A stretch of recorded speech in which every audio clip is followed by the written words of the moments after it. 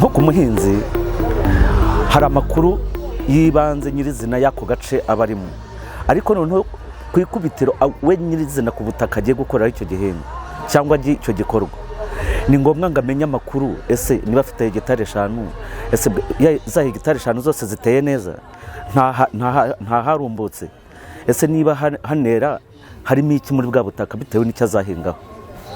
Birafasha, bituma mu igenamigambi ryawe umenya se nzakoresha ifumbire ingana iki, kugira ngo yangize cyangwa ukorere ku butaka butarimo ibitunga igihingwa. Ni byiza kumenya ariya makuru ku ikubitiro mbere yo gutangira projet yawe y'ubuhinzi cyangwa ikindi gikorwa wakorera ku butaka.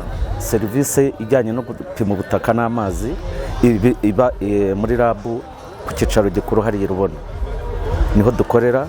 Noneho uje azatugana arabanza akatubwira icyo akeneye kumenya muri bwa butaka, noneho tugahera aho ngaho tumukorera ibindi bisabwa kugira ngo tuzajye no kumufatira ubutaka tutangire kubupima nta kindi kibazo kivutsemo.